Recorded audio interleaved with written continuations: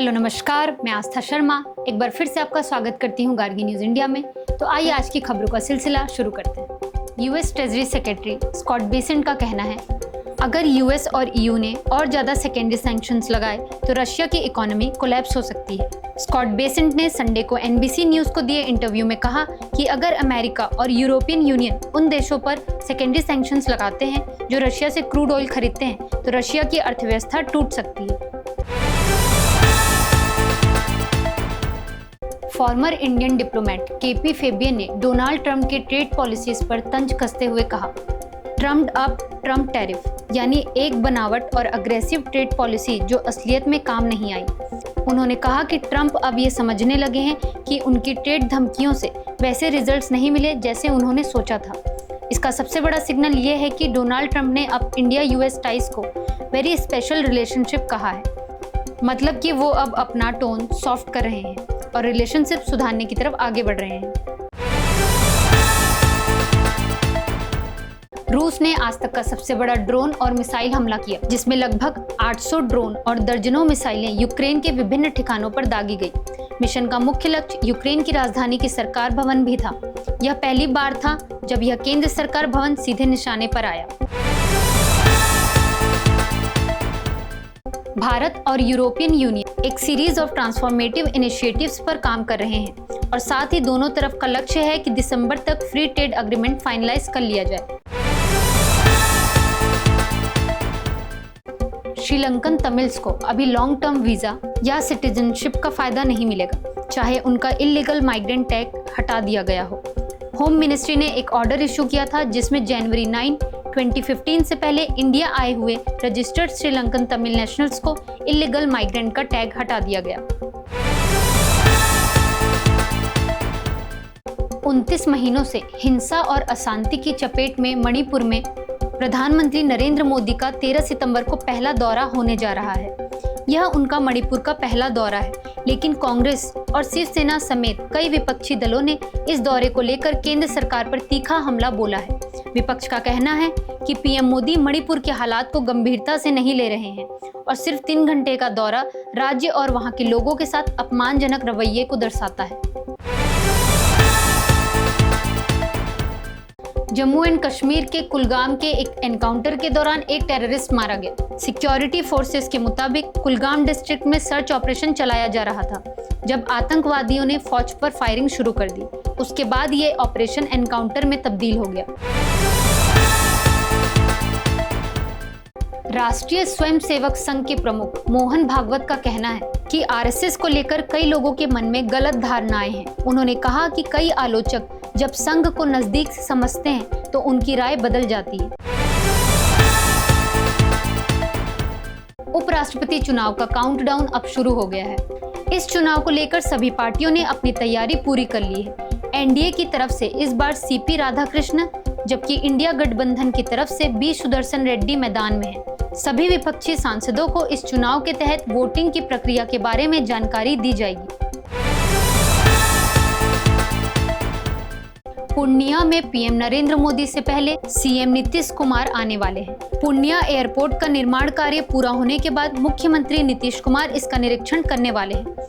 मुख्यमंत्री अब 10 या 11 सितंबर को पूर्णिया आएंगे।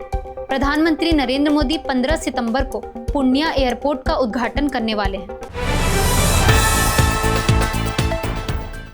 बिहार में मतदाता सूचियों के विशेष गहन पुनरीक्षण स्पेशल इंटेंसिव रिवीजन यानी SIR को लेकर सुप्रीम कोर्ट में महत्वपूर्ण सुनवाई होने वाली है। चुनाव आयोग के 24 जून के इस फैसले को राष्ट्रीय जनता दल AIMIM और अन्य राजनीतिक दलों ने कोर्ट में चुनौती दी है।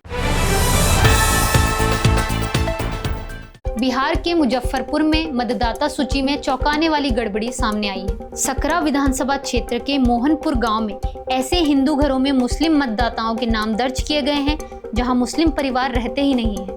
यह मामला अब गांव में डर, बेचैनी, आशंका और नाराजगी का कारण बन गया है। बीजेपी नेता संबित पात्रा ने कांग्रेस सांसद राहुल गांधी पर घुसपैठिया बचाओ यात्रा निकालने का आरोप लगाया है। उन्होंने कहा कि कांग्रेस और गांधी परिवार निराश हो चुके हैं और बिहार का अपमान कर रहे हैं। संबित पात्रा ने झारखंड के मंत्री और कांग्रेस नेता इरफान अंसारी पर भी जोरदार हमला बोला है। पारुल धड़वाल बनी इंडियन आर्मी की 5वीं पीढ़ी की महिला अफसर। पारुल धड़वाल उन 155 ऑफिसर कैडेट में से एक थी जिनका इंडियन आर्मी में कमीशन हुआ। वो एक 5th जनरेशन ऑफिसर हैं, मतलब उनके घर में पहले से ही 4 पीढ़ियों से फौज में सेवा दी जा रही है और अब पारुल ने भी उस परंपरा को आगे बढ़ाया है। मुंबई के सबसे पुराने और मशहूर गणपति मंडलों में से एक लाल बागुचा राजा का विसर्जन अपने ट्रेडिशन से 12 घंटे से ज्यादा लेट हुआ, जो एक बड़े बदलाव के रूप में देखा जा रहा है। German luxury car maker Audi ने अनाउंस किया कि उन्होंने अपनी कार्स के प्राइसेस इंडिया में कम किए हैं।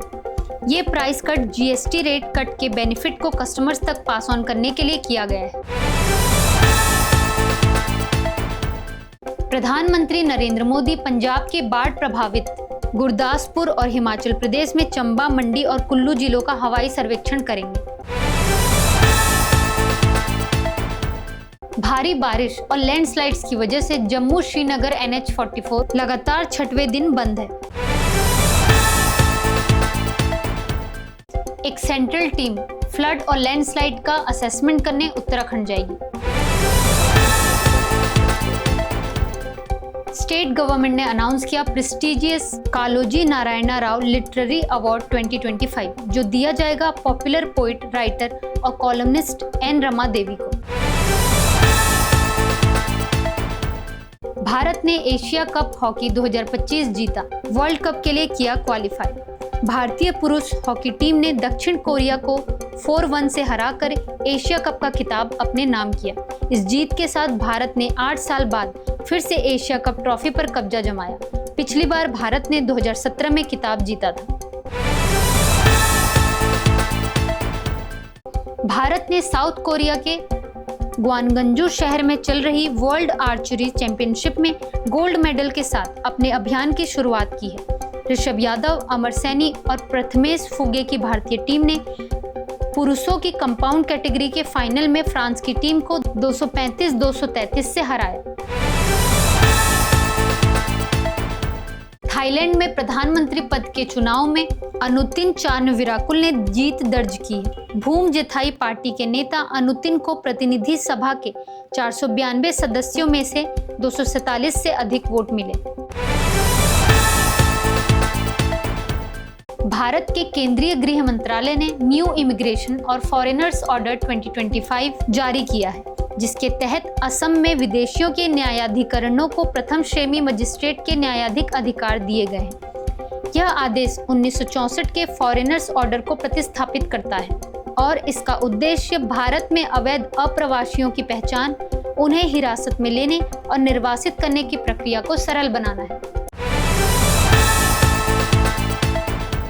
तो आइए जानते हैं एंटरटेनमेंट की दुनिया से कुछ खबरों के बारे में। फिल्म मेकर अनुपन्ना रॉय ने वेनिस फिल्म फेस्टिवल में हिस्ट्री रची। उनकी film songs of forgotten trees के लिए बेस्ट डायरेक्टर का ऑरिजोंटी अवार्ड मिला। तमिल सिनेमा के लेजेंड्स रजनीकांत और कमल हसन 46 साल बाद एक साथ नजर आने वाले हैं। ये कोलैबोरेशन एक ग्रिटी गैंगस्टर ड्रामा होगा जिसे डायरेक्ट करेंगे लोकेश कनागराज और प्रोड्यूस करेंगे कमल हसन।